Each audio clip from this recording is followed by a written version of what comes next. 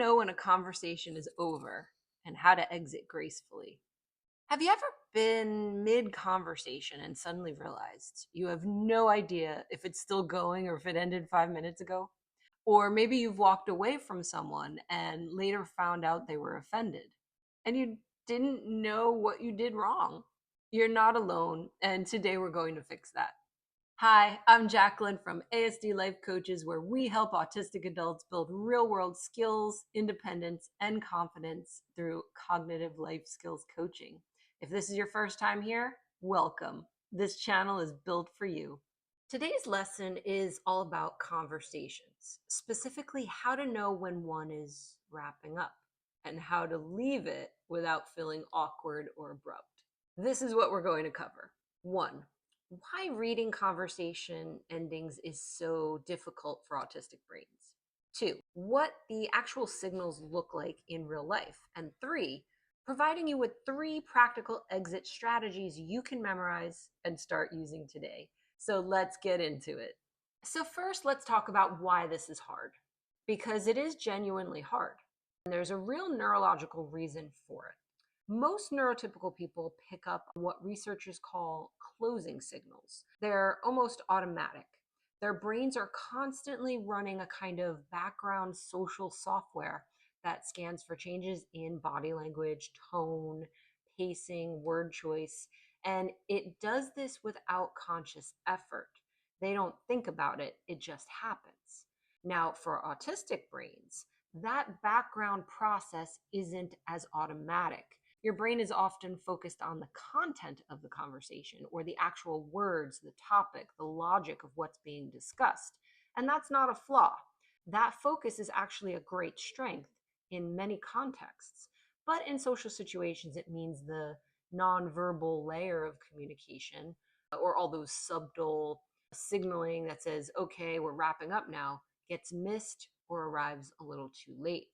There's also an executive functioning piece here. So, ending a conversation requires you to simultaneously monitor the other person's signals, regulate your own emotional state, recall socially appropriate exit phrase, and time it correctly. That's a lot of cognitive tasks happening all at once. So, for a brain that processes things sequentially rather than all at once, that can feel genuinely overwhelming, or it just doesn't happen fast enough before the moment passes. And here's something important. Many autistic adults have learned through years of negative feedback to feel anxious about this exact moment in a conversation. That anxiety can make it even harder to read the room because part of your brain is now occupied with managing the fear of doing it wrong. It becomes a vicious cycle. None of this means you can't learn the skill. It means you need to learn it consciously and explicitly, the way you learn any other skill in life. And that's exactly what we're doing right now. As always, I like to give you 2 scenarios that might feel familiar. First scenario, call it the coworker conversation. You're talking with a coworker near the coffee machine. You're discussing a project and the conversation is going well. Then your coworker says, "Yeah, totally. Anyway, I should probably get back to it." And you say, "Oh, for sure. But actually, I also wanted to ask about the Thursday deadline." And you notice afterward they seemed a little rushed or tight. What happened? That phrase, "I should probably get back to it," was a closing signal. It meant wrapping this up. It meant I'm wrapping this up. But because it was indirect and because the conversation content was still flowing, it didn't register as a stop sign. It registered as a pause. Let's take another scenario, a phone call with a friend. You're on the phone with a friend, there's a lull in the conversation, you're not sure if it's over, if you're both just thinking, so you keep talking to fill in the silence. The call goes on for another 20 minutes. Afterward, you find out your friend had somewhere to be, but didn't want to interrupt you. Now there's a low level awkwardness that you didn't intend and couldn't have predicted. The silence was actually an invitation to close, but silence can be ambiguous, and without a clear signal, it's almost impossible to know that. These aren't failures of character. They're failures of signal translation, and that's teachable. Let's get to those 3 strategies you could start using right away. First one, learn the four closing signals. Instead of trying to read everything at once, train yourself to watch for these four specific cues. Think of them as a checklist. The first is a summary statement. This is when someone recaps what was just said. Okay, so we're meeting Thursday. Great. That recap is almost always a signal that they're ready to close. The second is a future reference. Phrases like, we'll talk soon, I'll let you know, or see you next week are closers. They're pointing forward, which means the present conversation is done. The third is a physical shift. If you're in person, watch for their body turning slightly away, their weight shifting, or them reaching for their phone or keys. These movements mean they're mentally already leaving.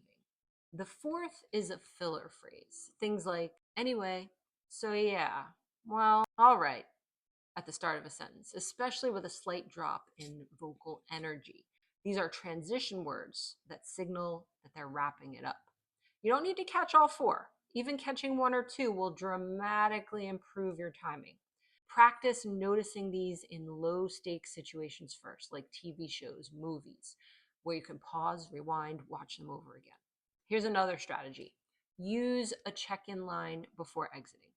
This one is more of a script, and it works beautifully because it removes the guesswork entirely. When you think a conversation might be ending, or when you want it to end, use this line. I don't want to keep you. Is there anything else before we wrap up?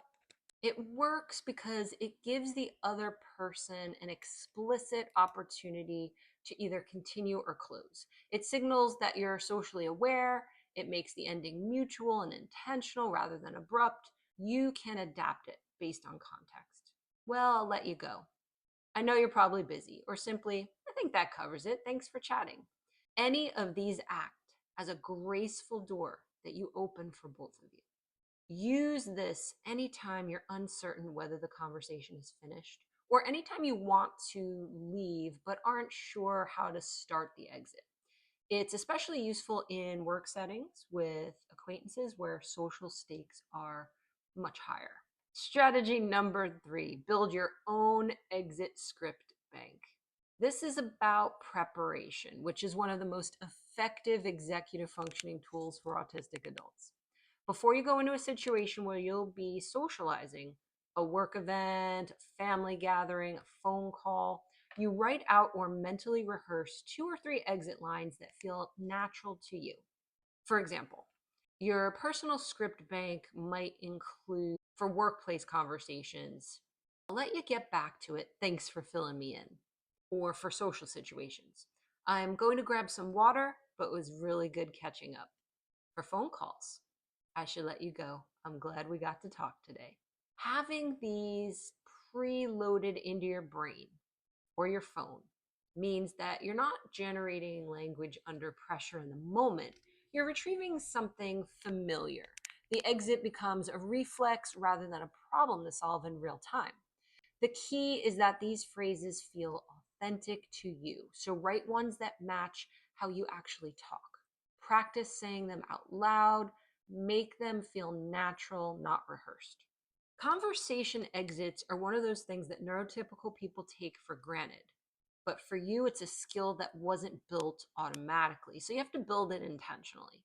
And that is not a character flaw. That is just a different way of learning. And the fact that you're here learning these tools means that you're already doing the work. These skills absolutely can be learned. You are more capable than the moments that have felt awkward would have you believe. In fact, learning how to terminate conversations properly also sets you up for greater social connections in the future. You're much more likely to re-engage with someone if you know how to disengage with them appropriately. If this was helpful, subscribe, like below to ASD Life Coaches for new skills-based lessons every week. Everything we make is specifically designed for the autistic adult brain. And if you want more support, visit us at asdlifecoaches.com.